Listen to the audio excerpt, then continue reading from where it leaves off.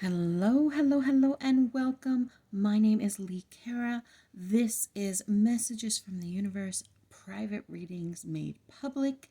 And this particular reading is for Michelle. But if you are watching it, if you found it, it could quite possibly connect to you as well. I believe that we are all in energetic cycles that are connected, and this is kind of an experiment to see if people who are on similar energetic cycles will be drawn in to a reading with someone who's on that same cycle as them. So let's go ahead and get started. We're going to start out by pulling a rune. What is the overall energy of what the universe wants to say to Michelle? Suelu. Suelu is the spiritual warrior. When I do the runes, I always do like to pull it from the book exactly, and here's why. The person who created this and the interpretation of this and how I have learned it had specific words and specific phrases. Because this reading is for you specifically, you have to be the one to recognize these phrases that mean something, these images that mean something. If you see something on a card that means something to you that I don't bring to your attention, definitely make a note of it, because the universe knows how I understand things, and so they speak to me the way that I understand. But you may see things in a very different way, and you may have signs and signals and things like that with the universe that are private and personal for you that may come up in these. So be sure to pay attention. Also, everything is said from unconditional love and without judgment. I don't know you like that. I don't know your life like that. I would never say to someone that what they're doing is wrong or horrible or that they're bad, and nothing I say comes from that space. It all comes through unconditional love of what the universe is trying to get you to hear. Okay, so Suelu is wholeness, the life force, sun's energy. It stands for the impulse towards self-realization and indicates the path that you must follow, not from ulterior motives, but rather from the core of your individuality. Seeking after wholeness is the spiritual warrior's quest, and yet what you are striving to become in actuality is what you already are. Become conscious of your essence and bring it into form, expressing it in a creative way. It is a rune of great power, making that life force available to you, and it marks a time for regeneration down to your cellular level. Although this rune has no reverse position, there is also a reason for caution. You may see fit to withdraw or retreat in difficult situations, especially if people are demanding that you put your energy out. Know that such a retreat is actually retreat in strength, a voyage inward for centering and balance. Timely retreat is among the skills of the spiritual warrior. This rune, Suelu, counsels you to open yourself up and to let light into a part of your life that has been kept secret and shut away. You may have to recognize something profound that you have denied within yourself. There's caution here not to give yourself airs or arrogance. Even in a time of bountiful energy, you are required to face and vanquish your refusal to let right action flow through you. Practice the art of doing without doing. Aim yourself truly and then maintain your aim without manipulative effort. And this has a Bible quote: meditate on Christ's words, I can of my own self do nothing. For by our own power we do nothing. Even in loving, it is love that moves through us. This way of thinking and being integrates the energies and permits us to flow into wholeness, which is the ultimate goal of the spiritual warrior. When we see others as separate, when we see things as separate from us, then we are restricting the flow. We are stopping the flow. Let's see what the universe has to say to you. I've pre-shuffled all the decks that I pulled. I pulled decks based on what the universe said to me. They're different decks. I don't use some of these very often, but it's always nice when they pop up. This particular deck that I'm using as the main reading is a deck that my son gave me for my birthday this year. It is an Alice in Wonderland deck. What does the universe want to say to Michelle? What is the overall energy of this reading for Michelle? What is the overall energy of this reading for Michelle?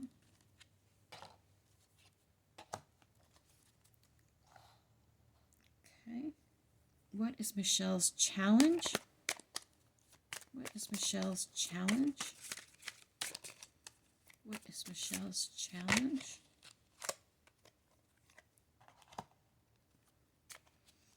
What is Michelle's challenge? What is Michelle's challenge? How can we overcome that challenge? How can Michelle overcome that challenge? How can Michelle overcome the challenge? How can Michelle overcome the challenge?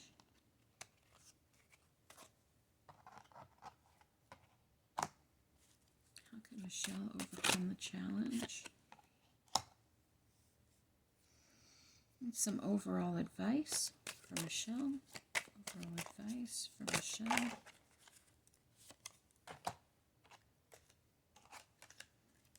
Overall advice for Michelle.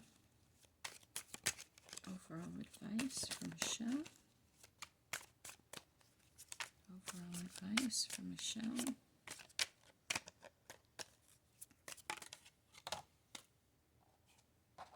What doesn't Michelle know that would help her?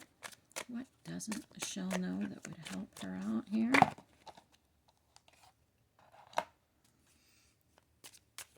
What is an outcome? Overall outcome for Michelle. Overall outcome for Michelle.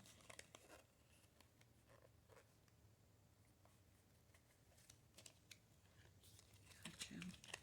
Overall outcome for Michelle. Again. All right. I hear you. I hear you. I hear you.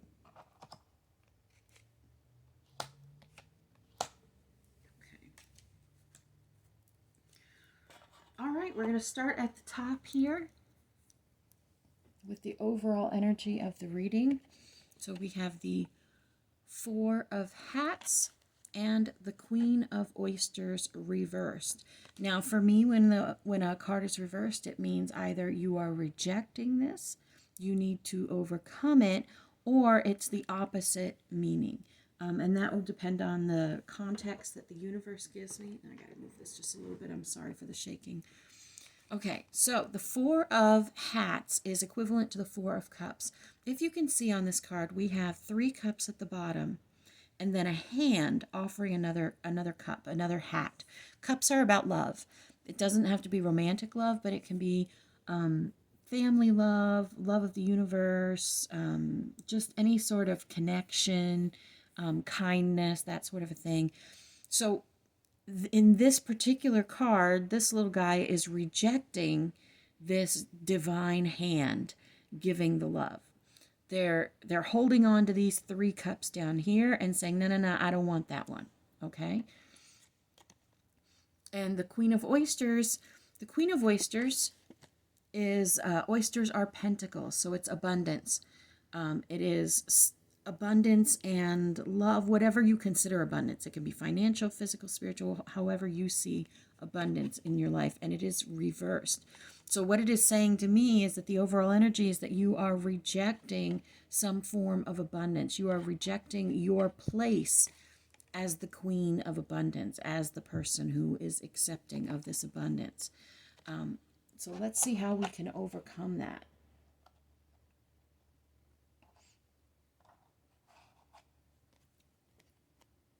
The challenge here, the obstacle here, is the Ace of Flamingos and the Strength card. Now, the Ace of Flamingos, aces are like divine offering you something, the divine offering. The flamingos are the swords. Swords represent truth. They represent our beliefs. They represent truth, that sort of a thing. And the Strength card. Now, the Strength card is often misinterpreted in a lot of readings. This lion, for the way that I hear it, This lion represents our primal pain, our stubbornness, our destructive patterns, the ferocity that comes from our anger or from what we have held down. And it's that urge to like act quickly. But this unicorn, sometimes it's an angel, sometimes it's a unicorn, sometimes it's another character, is holding that back. It's almost like the strength to not allow our reactions to come from pain. And Ace of Flamingos is the offering of divine truth. So these two came out together and they're in your challenge position. So I would interpret this as being that you are challenged because you don't want to accept divine truth. You don't want to accept a truth that the divine is trying to show you, or that the universe is trying to show you, and that you are continuing to sit in a space of feeling like you have to control or hold back or stand in this space that's created from pain rather than a space that's created from divine. The other half of your challenge here is the Four of Flamingos, which is the Four of Swords. Four of Swords often speaks about healing. And as you can see, this little guy down here is kind of laying there in the fetal position like he's healing, like he's resting, like he's sleeping. And this one sword, which, if you look at this, the one sword is there next to him, like the Ace of Swords. The divine is looking over him as these three swords up at the top, which three swords is a heartbreak, as these three swords over here are trying to, can come down on him at any moment. And the King of Hats reversed. Hats are, again, the cup of love. They are like the love of the universe, the love of people around you, the love of your family, and this is reversed. So the King of Hats is kind of like, he's kind of like a detached sort of love.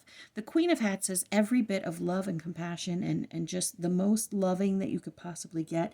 The King of Hats is kind of like the standoffish father figure who loves you, but is like not the one who's going to come and like kiss your boo-boo when you fall down. You know what I'm saying? So this is in your challenge position, okay? How can we overcome these challenges? And the one that's right on top is the Page of Hats. Accept what is being offered to you. Once again, you're being offered right here, that divine hat. Accept what is being offered to you. Accept the message that is coming. Accept the love that is coming for you. And then the Empress reversed.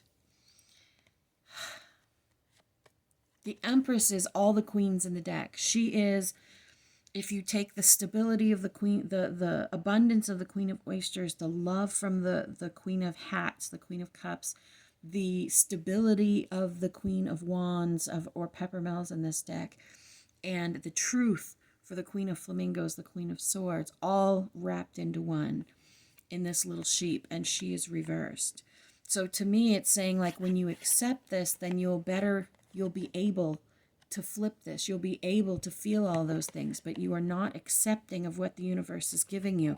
And we have another card of this Three of Cups, which we have the Three of Cups at the bottom of this card. Three of Cups is about collaboration, celebration, getting along, working on things together, a reunion, coming together to create something new.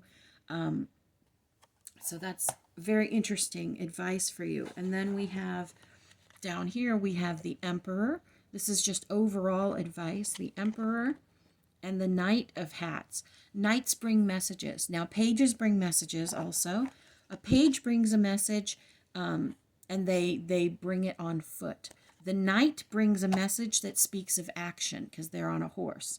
So they are also bringing this message of love and the flowing water here. So literally in your how do you overcome it and in your advice, you are getting the message to accept what the divine is offering you, to accept this piece of love. And the Emperor card is kind of like, he is, first of all, you have divine counterparts here, the Empress and the Emperor, but it has to do with control.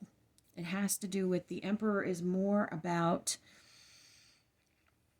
being the one who is in the know, understanding, but the Emperor is a very stubborn kind of an energy, a very this is the way it is and there is no other way, whereas the Empress is the opposite of that, where all things are all things. So it's that balance and that duality in that.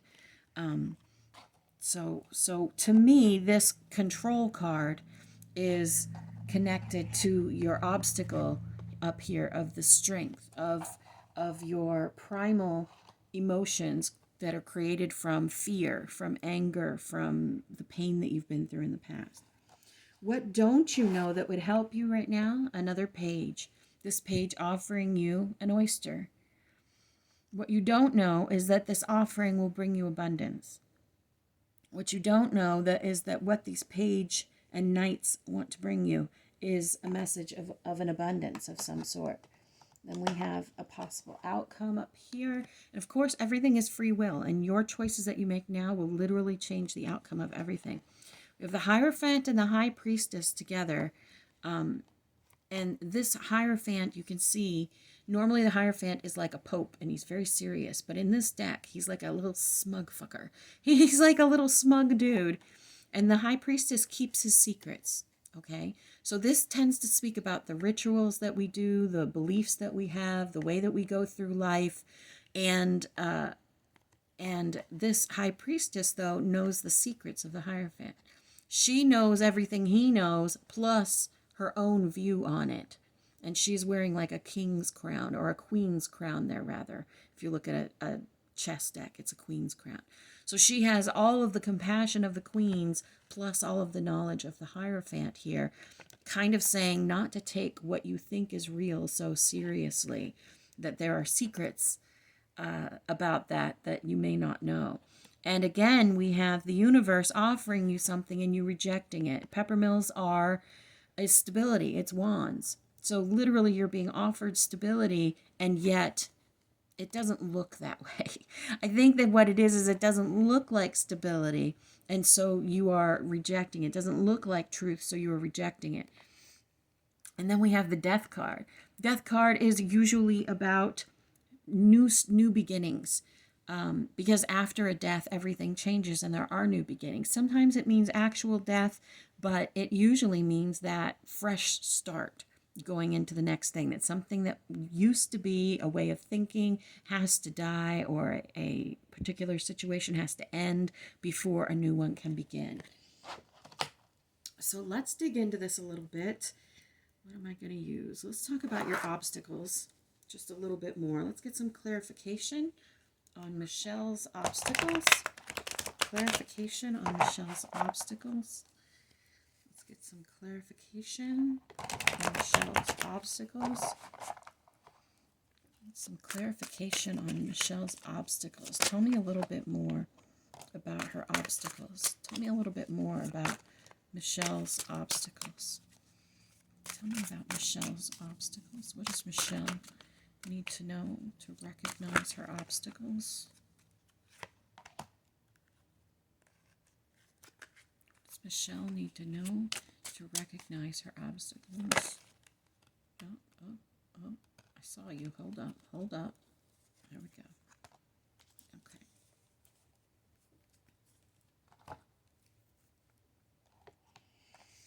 What you need to know about your obstacles, we have the Sun in reverse. The Sun is like all the happiness in the deck, and here it is reversed. You can see that on this particular card, it is the phoenix rising from the ashes. So it's almost like, the way that I'm hearing it is that you're having a hard time seeing the happiness through the ashes. You're having a hard time seeing that phoenix rise through the ashes of what's going on in your life. Then we have the Five of Pentacles reversed on this particular card. It is a shaman who is drumming. Five of Pentacles speaks about feeling like you're left out in the cold, feeling like you're alone, feeling like you're on your own, feeling like you've been shut out in some ways. But it is an illusion in every card, in every portrayal of it. in the traditional deck, it's two people huddling in the cold outside of what looks like a very warm church with a key right by the door. So literally, they are huddling in the cold because they feel left out, but they could just turn around and walk inside the sanctuary if they chose to. It is an illusion. And that's backed up by this Eight of Swords, which we have the image of the Pegasus on here. Now, the Eight of Swords speaks about feeling trapped, but it is a false entrapment. It is, swords are truth. And on the traditional deck, it is a woman standing in the middle of a circle of swords that are stuck in the ground, and she's wearing a blindfold with her hands tied behind her back. So she feels like she's trapped by the truth that she is believing, but it's an illusion. It's not real. Okay, so how can we overcome this illusion? How can we overcome the challenge of this illusion? Look, when I split the deck, we have Death and the King of Cups, which you also got right here.